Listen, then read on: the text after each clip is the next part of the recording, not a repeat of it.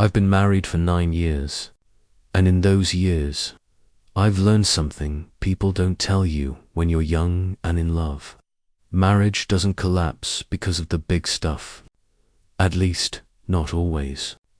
Sometimes it collapses because of the little things, the repetitive, ordinary, stupid little things that stack up over time until one day you realize you're suffocating. But 9 years ago, when we stood at the altar, I didn't see any of that.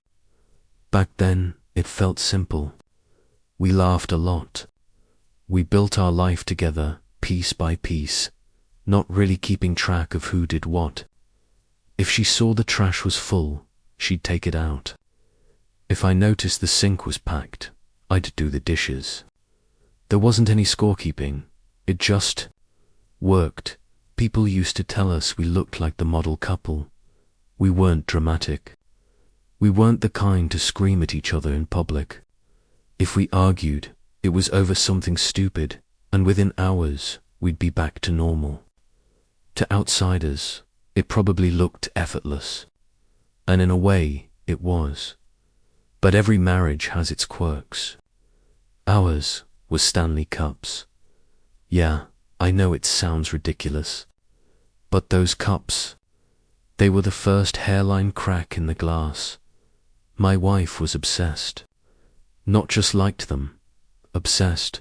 She had at least 24, maybe more. The collection lived everywhere in the kitchen cabinets, on the counter, under the sink, rolling around in the back seat of her car. Each one had a purpose. Morning coffee went in the pink one, flavored water in the teal one. If she was headed to work, she picked a third one. Maybe the shiny metallic Stanley she liked to show off to coworkers. At first, I thought it was cute. She'd hold up a new one like a kid showing off a prize. Her eyes would light up, and she'd say things like, "This one is perfect for summer." Or "Look at this color, it's limited edition." I'd laugh. It felt harmless. If a $20 cup made her happy, then why not?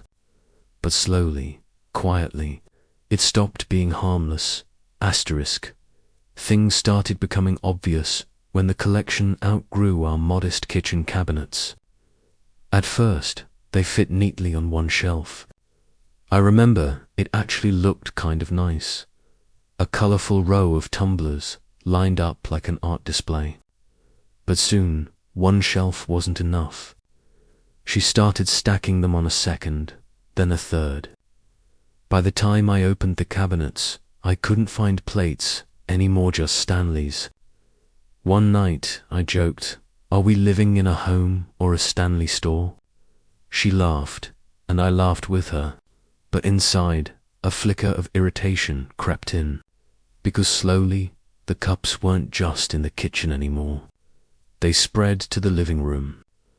One abandoned on the coffee table, 2 more lounging on the couch cushions. I'd walk around the house, collecting them, carrying them back to the sink. At first, I did it absent-mindedly, but then it became a routine, every night, like a ritual. I gathered the evidence of my wife's obsession from every corner. I told myself, it's fine, they're just cups. But then I started realizing it wasn't just cups. It was the repetition, the evidence of a habit I couldn't control, even in my own home. And worse, they were never washed right away. She'd use one, abandon it, grab another. The sink started filling with towers of sticky Stanleys, coffee-scented, juice-stained. I'm not a neat freak. I still washed them, still cleaned. But some days, when I stared at that sink overflowing with colored plastic, I felt suffocated. I remember one morning, right after waking up, the kitchen was already a mess of cups. I went to pour myself coffee, and no clean mugs. Every single one was a dirty Stanley dot. I sighed. I wasn't angry, not then, just hollow. A small but sharp feeling that this house wasn't mine anymore. But instead of speaking up, I stayed quiet. I thought, it's not worth it. They're just cups. And then she bought more. Every month, 1 or 2 new ones showed up. Each time I heard the same refrain. This color was too beautiful, I couldn't resist.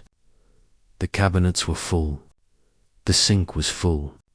And slowly, I was full too of unspoken frustration.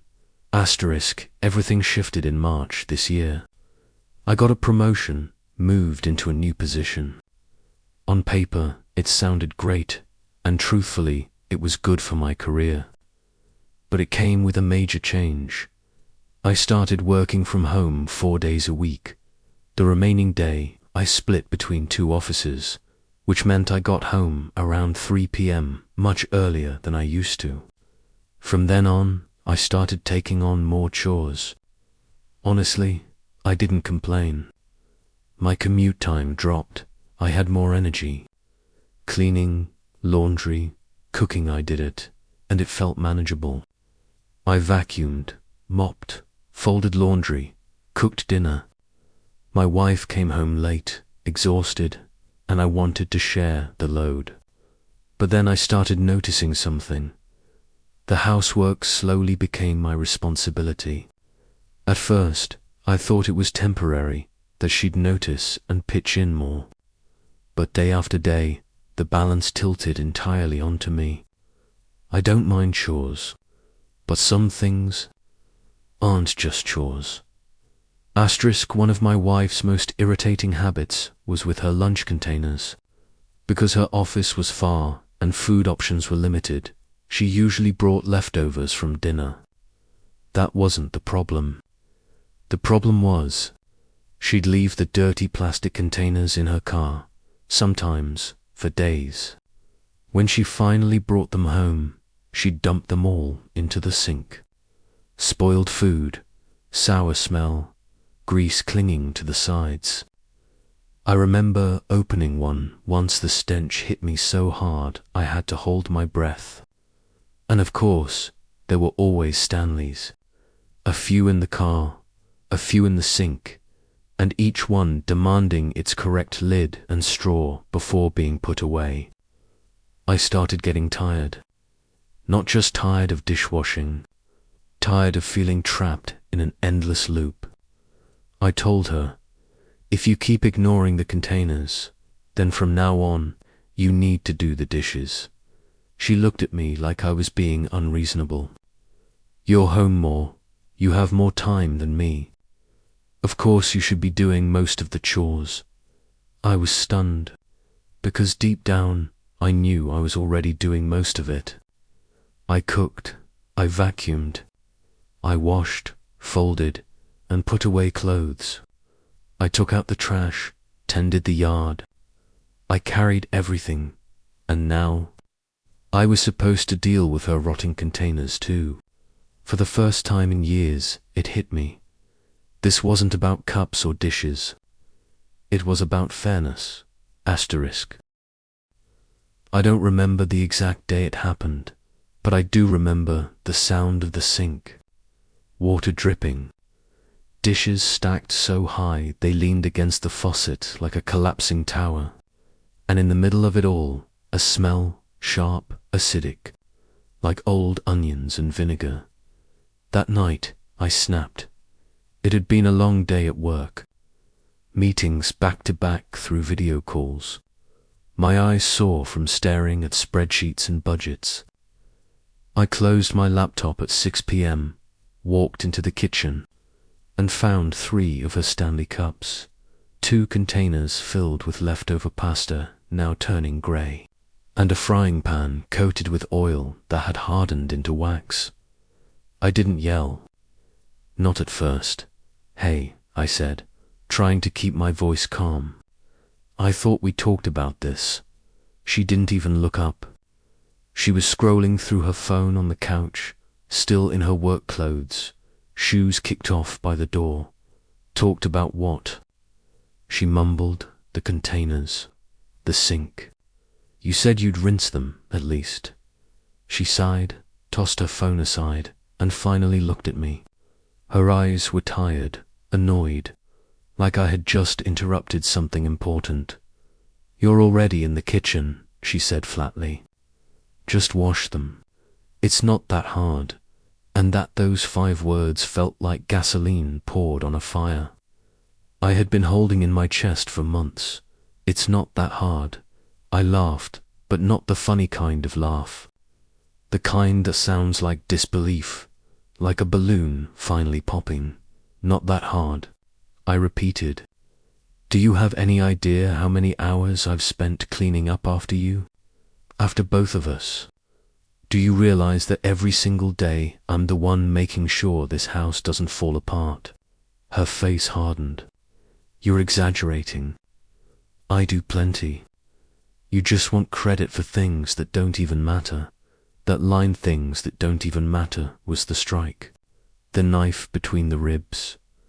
I remember standing there, the sponge in my hand dripping soap onto the floor, thinking, if she really believes this doesn't matter, then what else does she think doesn't matter? My effort, my time, me. The argument spiraled. Voices rose. Words sharpened. She accused me of being dramatic, of trying to score points in some invisible scoreboard of marriage. I accused her of being selfish, careless, blind to the imbalance between us. We didn't resolve it. We just stopped, like 2 boxers, too exhausted to keep swinging. But the silence that followed was worse than any fight. The days after that argument felt different. The air in the house was heavier. Conversations became shorter, clipped. "Did you pay the water bill?" "Yes." "Dinner tonight?" Whatever, we weren't talking. We were managing at night. We lay in the same bed, but on different islands. She'd scroll through TikTok with her headphones in, the glow of the screen casting blue light on her face. I'd turn away, pretending to be asleep, while my chest buzzed with unspoken words. The kitchen became a battlefield without words. Sometimes she'd leave the sink piled high just to see if I'd cave and clean it. Sometimes I'd leave it too, a petty standoff that left the whole house reeking by morning. One night, after a particularly tense silence, I walked outside with a trash bag full of rotting leftovers. The summer air was thick, the cicadas loud, and as I dropped the bag into the bin, a thought hit me. This is not what marriage is supposed to feel like. Marriage was supposed to be teamwork, partnership, laughter, even in the chaos. But instead, our house had become 2 separate stations, her world. My world connected only by obligation. And deep down, I was scared. Scared that this wasn't just about dishes. Scared that maybe the dishes were just the surface of something much bigger. Something broken. The breaking point didn't come with another fight. It came with something quieter, more brutal. One evening, I logged onto her iPad to order something online. We shared accounts, shared passwords. It wasn't snooping, not really. But when the screen opened, I noticed a series of texts she had exchanged with a coworker, a man that it wasn't outright romantic. Not yet, but the tone was softer than anything she had spoken to me in months. Jokes, emojis, inside references I didn't understand. And then one message that sank me. "Sometimes I feel like you're the only one who gets me." I sat there staring at the words, my hands cold, my throat dry. It wasn't an affair, not in the physical sense, but it was intimacy. Intimacy she wasn't giving me anymore. Intimacy she had chosen to give to someone else. That night, I didn't confront her. I couldn't. I just lay awake, listening to her breathe beside me, wondering how long it had been since she had felt that way about me. And in that silence, I realized the dishes, the cups, the imbalance, was all connected. It wasn't about chores. It was about respect, about love, about choosing each other every day, and somewhere along the way, she had stopped choosing me. The next morning, I made a choice. I woke up early, before the sun rose, and sat at the kitchen table with a cup of coffee. The house was quiet, the sink empty because I had stayed up late the night before to clean it, once again. But as I stared into that empty sink, I realized something. No matter how many dishes I washed, no matter how many chores I took on, it would never fix what was broken between us. It wasn't about soap and sponges. It was about partnership, about whether we were still in this together. When she walked into the kitchen, still groggy, hair messy from sleep, I looked at her and said words I never thought I'd say. We need to talk. And this time, we can't just stop halfway. We either fix this, or we admit it's over. Her eyes widened, surprised not because of the words, but because she knew I meant them. For the first time in a long time, I wasn't asking. I wasn't begging. I was drawing a line, and that line would change everything. It escalates the conflict from chores gives. Resentment gives emotional betrayal, gives ultimatum. The morning after my ultimatum, the house felt unusually quiet. She was still asleep when I made my coffee, but the air seemed heavy, charged with the unspoken tension from the night before.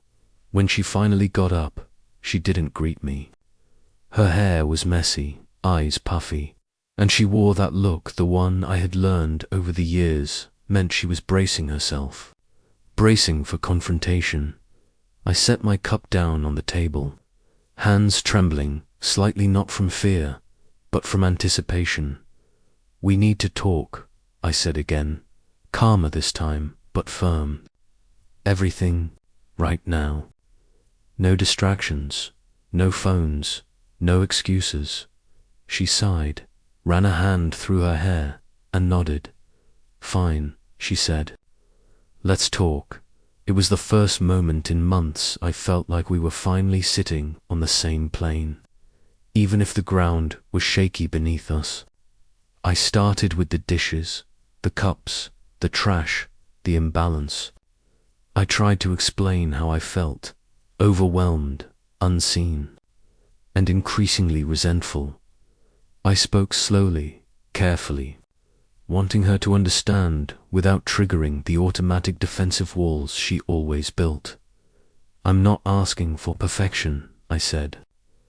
I just need partnership. I need to know you see the effort I put in, that you recognize the imbalance and want to fix it. She listened, arms crossed, eyes sharp. Then she spoke, and it was like opening a floodgate. You think I don't see it? I work all day, and when I get home, I just want to relax. I cook sometimes, I clean sometimes. You're making it sound like I do nothing.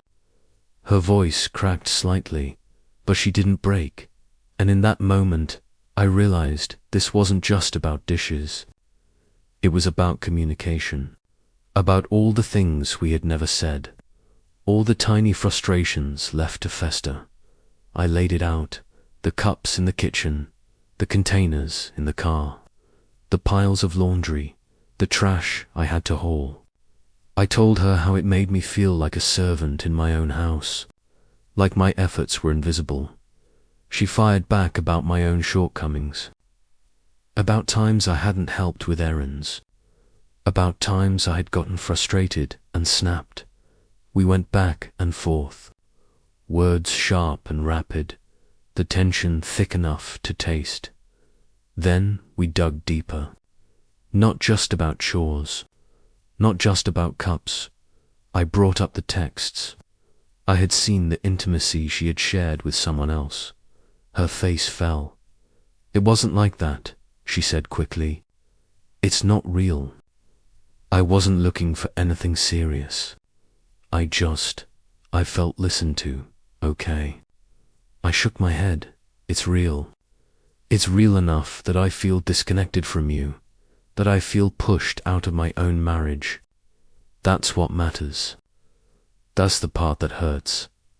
There was a long silence. A real silence. Not the tense, clipped silences of before, but the heavy, reflective kind that makes you wonder how long the damage had been accumulating. We both realized that the small annoyances, the cups, the containers were symptoms, not the cause. The cause was neglect, lack of communication, gradual erosion of respect. I took a deep breath. This is it, I said. We can't keep going like this. Either we fix it together from the ground up, or we accept that this is the end. She looked at me with wide eyes. You're serious? She whispered. I nodded. For the first time, I'm serious. I'm tired of cleaning, of forgiving, of pretending that everything is okay when it's not. I love you, but I can't do this alone anymore. She broke down, tears spilling, and for the first time in a long time, I felt the weight lift slightly. We started talking not about dishes, not about chores, but about us. About why we had stopped talking, why small frustrations had become walls, why intimacy had faded. Hours passed. We argued, we cried, we laughed awkwardly at things we used to love, and somewhere between anger and exhaustion, we found the first glimmer of understanding. By the time the sun set, the kitchen was still messy. The cups still stacked in the sink, but something else had shifted.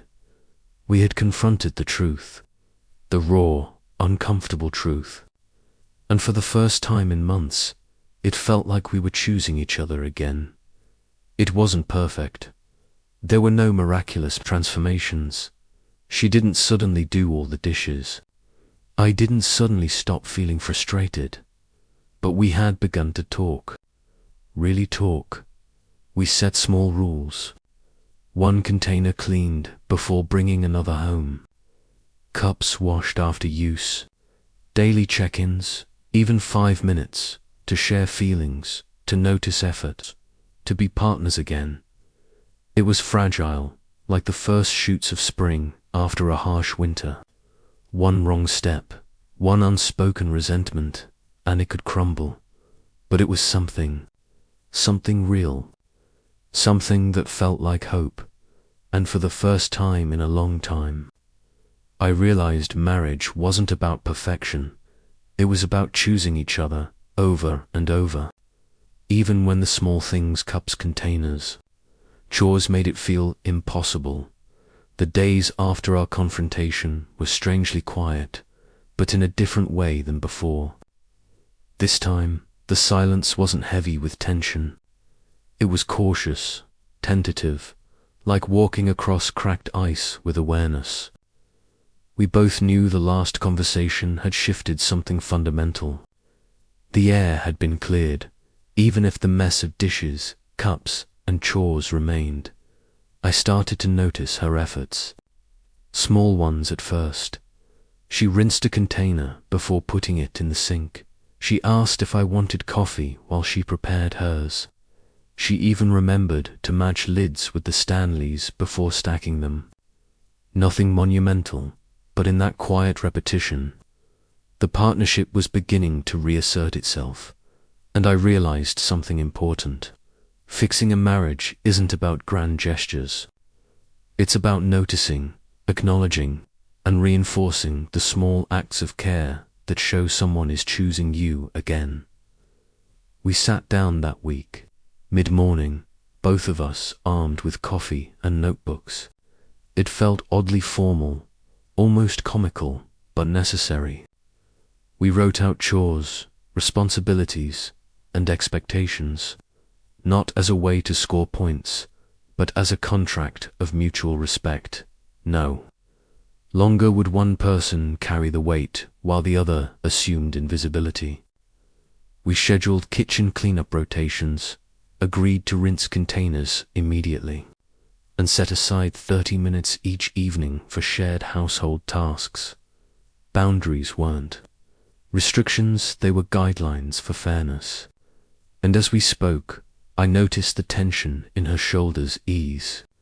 She smiled softly when I reminded her that I appreciated her effort, not perfection. That acknowledgement, so simple, felt revolutionary. Trust had been frayed, not by a single event, but by months, even years, of neglect. Rebuilding it required transparency, vulnerability, and patience. We started sharing not just household chores, but feelings, anxieties, and aspirations. "Sometimes I feel like I'm invisible," I confessed one night. She listened. No interruptions, no excuses. And then she shared her own fears, her own moments of feeling unappreciated and unheard. Through these nightly conversations, we began to understand each other again. We started laughing more, holding hands during morning coffee, sitting together in the evenings without screens or distractions. The Stanley Cups remained. The containers still appeared occasionally, but they no longer symbolized conflict. They were just part of life, now manageable through shared effort and empathy. One of the biggest lessons we've learned was that communication is not about winning. It's about expressing and listening, about noticing without judgment, about acknowledging effort even when it feels small.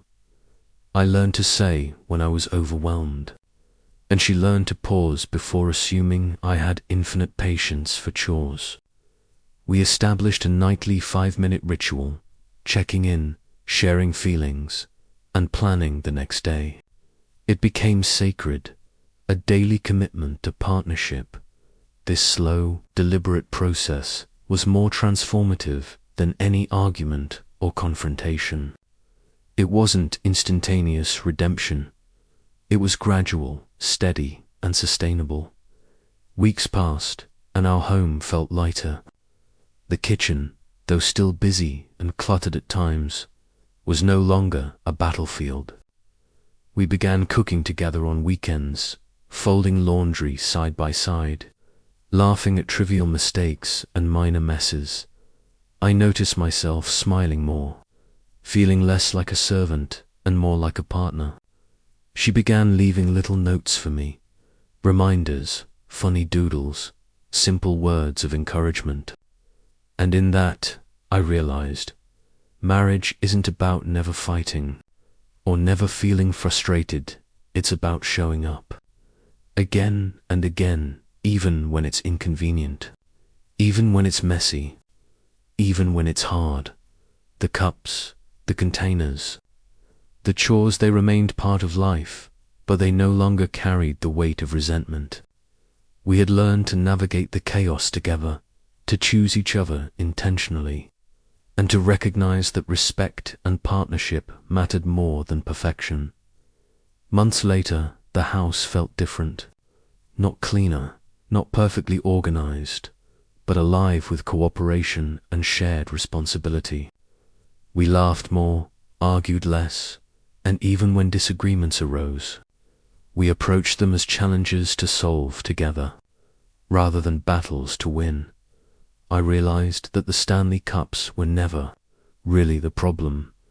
They were a mirror reflecting how we had drifted apart, how we had failed to acknowledge each other's efforts, how small frustrations could snowball into deep emotional distance. Now, every time I see a cup left on the counter, I remind myself of how far we've come. It's no longer about the cup. It's about choice. Choice to communicate, to care, to show up, and to choose each other every single day. And that, in the end, is the story that matters. Sitting alone one evening, coffee in hand, I reflected on the months that had passed. The Stanley Cups, the containers, the chores, they were always the surface, the tangible signs of deeper issues. But now, having navigated confrontation, rebuilding, and partnership, I could see how much we had both grown. Marriage, I realized, is less about avoiding conflict and more about learning to respond to it with awareness and care. It's not about who does more dishes or who cleans the kitchen. First, it's about noticing effort, acknowledging feelings, and choosing each other intentionally. Every day, I began to notice the small gestures in everyday life. She would leave a note on my laptop. "Don't forget your meeting today. Love you." I would notice her taking the time to rinse a cup before stacking it, or making coffee just the way I liked it. These small acts, seemingly insignificant, were proof of renewed partnership. I realized that marriage is built not on grandiose gestures, but on repetition, the repeated choice to be present, considerate, and engaged. Even the smallest acknowledgements, the brief thank you, the shared laugh over a spilled cup of coffee had a ripple effect. They strengthened the foundation that had been cracked, but was now being rebuilt. One of the most critical lessons we learned was that communication is the lifeline of any relationship. We began speaking openly about our expectations, frustrations, and even dreams. No longer did small annoyances accumulate silently into resentment. Instead, they became topics of discussion. We established rituals, morning check-ins, evening reflections, and weekly planning sessions. These weren't rigid schedules, they were commitments to each other, opportunities to express care and attentiveness. I discovered that listening was just as important as speaking. Acknowledging her stress, validating her feelings, and recognizing her effort even when it wasn't perfect transformed our dynamic. And she learned to do the same for me. The emotional distance that had grown over months began to shrink. Where once silence and tension filled the home, there was now conversation, laughter, and shared moments. We began cooking together on weekends, folding laundry side by side, and even taking walks without phones or distractions. Trust, once frayed, began to be rebuilt with patience. The intimacy we had lost, small gestures, playful jokes, quiet evenings, returned incrementally. Strengthened by intentional effort, we realized that intimacy is not only physical or romantic. It is also the mutual respect and care that allows two people to coexist peacefully. Even in the messy, ordinary moments of life, I became more aware of my own role in the relationship. I learned to express gratitude more freely and to notice when she was making an effort, no matter how small. And she began doing the same, acknowledging my efforts and supporting me in ways that made the daily grind feel lighter. We celebrated small victories together, a clean kitchen, a successful week of shared responsibilities, even managing to navigate disagreements without escalating. Gratitude became a tool, not just a feeling, but an active practice that nurtured connection and reinforced partnership. Months turned into seasons, and seasons into a year. We continued to face challenges, as any marriage does, but we faced them differently. The Stanley Cups no longer symbolized frustration.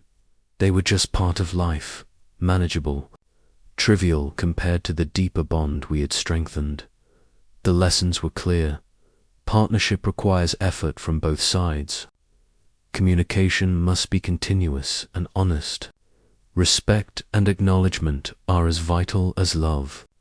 Small, daily choices, listening, thanking, noticing matter more than dramatic gestures. And above all, we learned to choose each other. Every day, even in the mundane, even in frustration, even when life is messy. Months later, the house felt different. Not cleaner, not perfectly organized, but alive with cooperation and shared responsibility.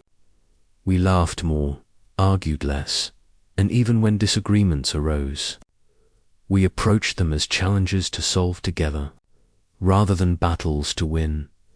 I realized that the Stanley Cups were never really the problem.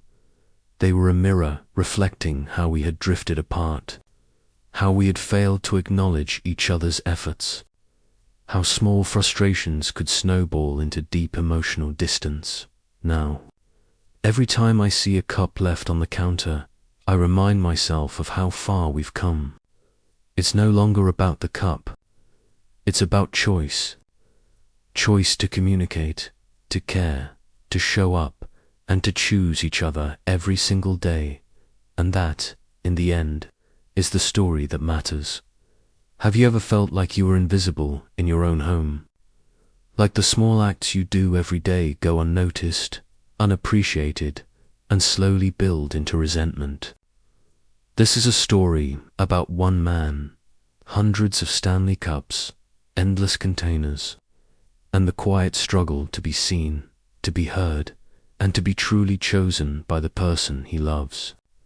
It's messy, it's real, and it's a journey through frustration, confrontation, and ultimately rediscovering partnership. Stay with me, because this story isn't just about dishes, it's about love, respect, and the small choices that can save a marriage.